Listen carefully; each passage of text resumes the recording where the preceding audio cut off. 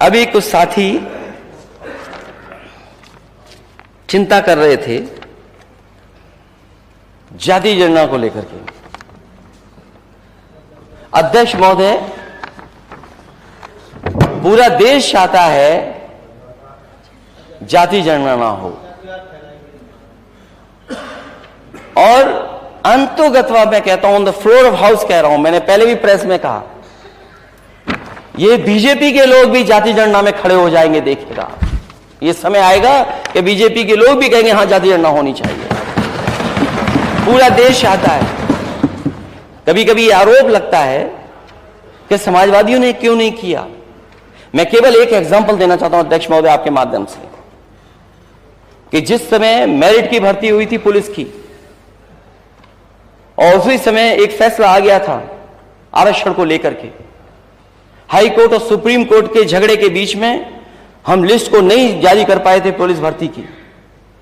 वो मेरिट की भर्ती थी, रिजल्ट बन चुका था, और जब कोर्ट के आदेश के बाद वो सूची जब जारी की गई, तो जो सूची जारी की थी उसमें पहले जो व्यवस्था थी आरक्षण की, उस व्यवस्था के तहत वो सूची बनी थी और उस सूची को जारी कर दिया गया था। लेकिन कुछ अधिकारी और सरकार क्योंकि नई आ गई थी, तो उस सरकार ने कहा कि नहीं, ये पुरानी आरक्षण व्यवस्था नहीं लागू होगी, नई आरक्षण व्यवस्था लागू होगी।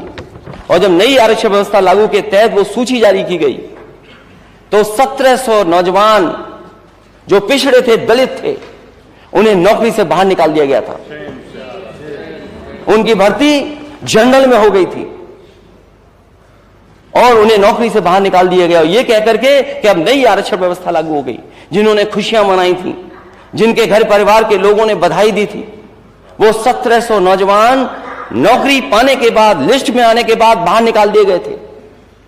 जब से ये नई व्यवस्था लागू हुई है आरक्षण की, जो मूल भावना थी मंडल कमीशन से, उससे हम डाइवर्ट हुए हैं, तब से पूरे देश में ये आवाज उठी है कि जाति जनगणना होनी चाहिए, और जाति जनगणना के बाद आबादी के हिसाब से सबको हक और सम्मान मिलना चाहिए। क्या यही तो सबका साथ सबका विकास है?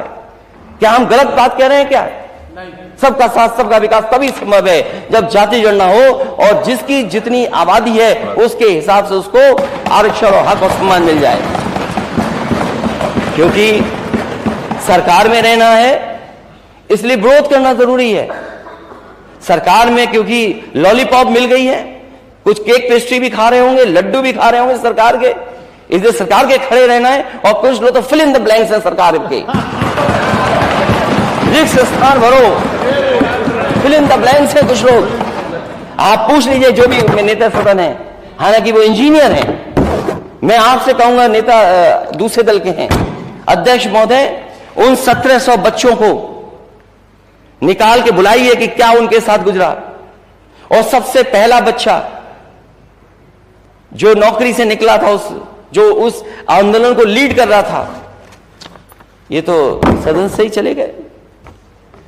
ये हमारी वजह से नहीं गए होंगे, कुछ कटी पतंग हैं,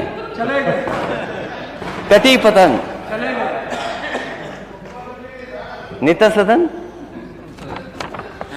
कोई सीट नहीं मिली क्या? या सीट में कम लोग थे या ज्यादा लोग थे?